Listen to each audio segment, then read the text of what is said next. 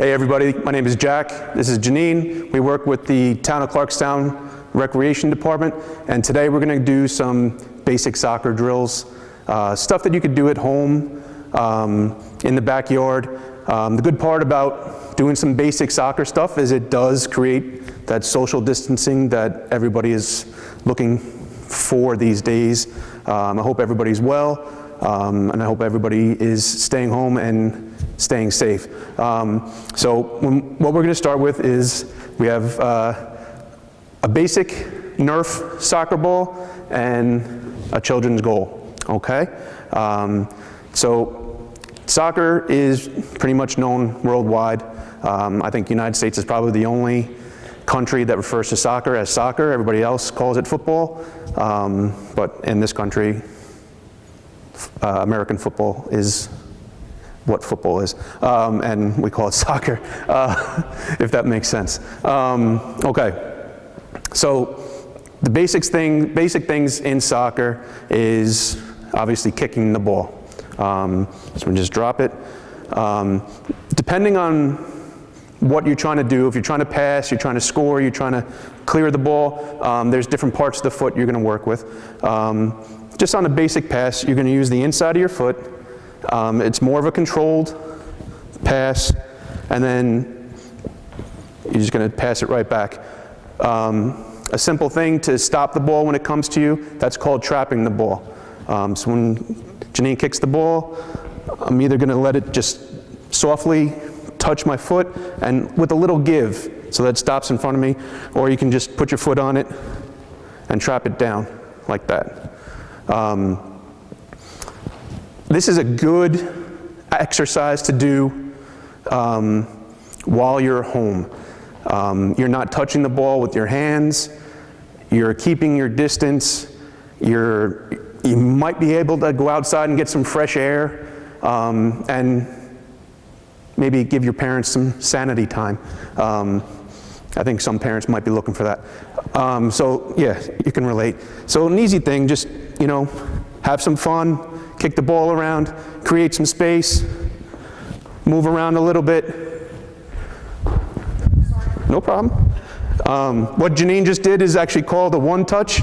So if you kick the ball and instead of trapping it, you just kick it right back. That's a one touch. You know, the game of soccer, there's 11 players. And a lot of the scheme of where the positions are played are based on the coach's mentality or the team's mentality of how they're going to play. The one consistent is always the goalie. The goalie on the field is the only player that can touch the ball with his hands or her hands, and they're more or less like a quarterback of the team, at least of the defense. So there are different schemes. You could play one goalie, three, you know, I mean, depending on what your coach's schemes are. But there are 11 players on the field.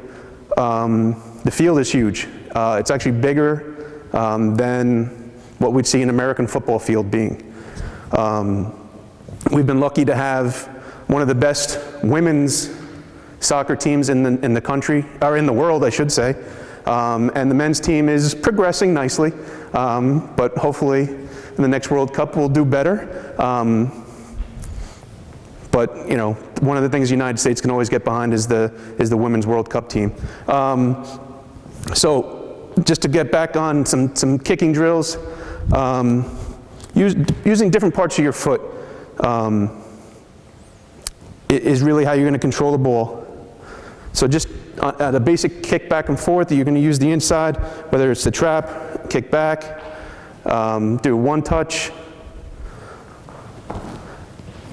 But if you're going to do things like, you know, clearing the ball up the field, you're going to use pretty much where your laces are. So that's going to come in, and you're going to position yourself, you know, on your base foot here, kick off with your right or your left, depending on what your strong foot is or what side of the field are or what's given to you. You really should be able to use both feet equally. There are certain things. What you're doing is if you're going to take a penalty kick. So a lot of times there's around the perimeter of the goal, there's what they call the box.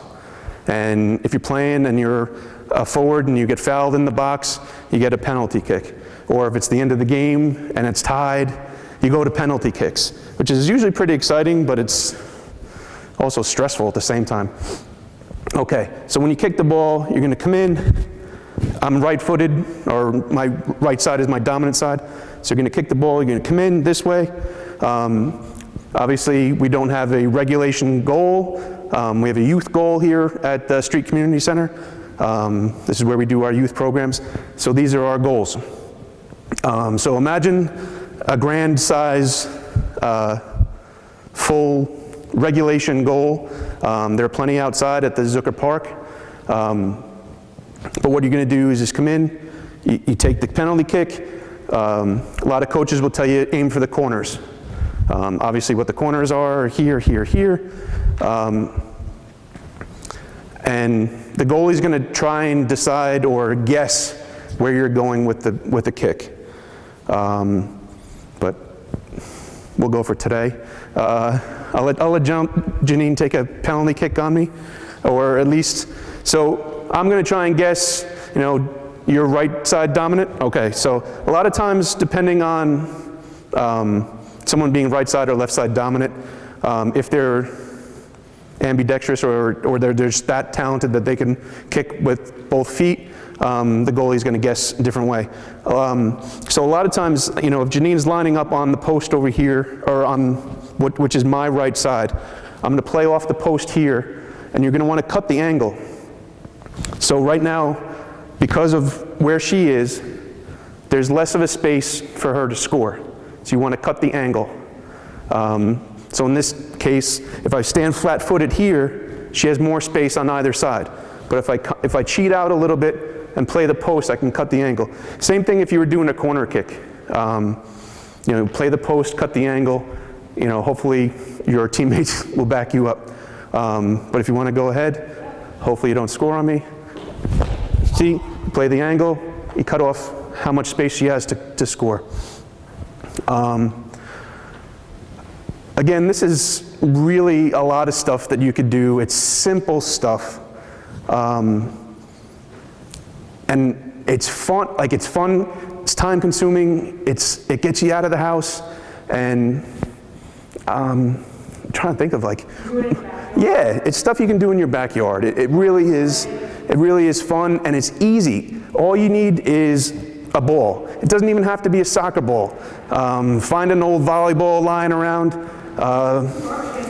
Yeah, oh, that's what we used to do. You know, whether you have cones, 2 trees, 2 garbage cans, a table, you could use anything as a goal. Get outside, run around, have some fun.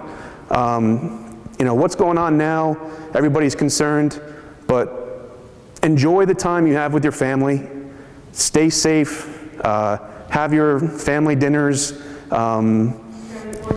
yeah, family board game nights. The town is doing a lot of things with arts and crafts.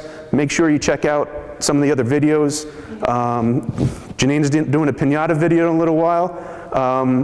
Chris and Steve did some exercise videos. Make sure you check those out. I did a lacrosse video that I still think was I did that on Monday. But yeah, please stay safe. And if you guys have any questions, feel free to call the Town of Clarkstown Recreation. The phone number is 845-639-6200. I know this was a short demonstration, but if you have any questions, always feel free to call and ask anything you need. All right? I hope everybody's safe. God bless, and thank you.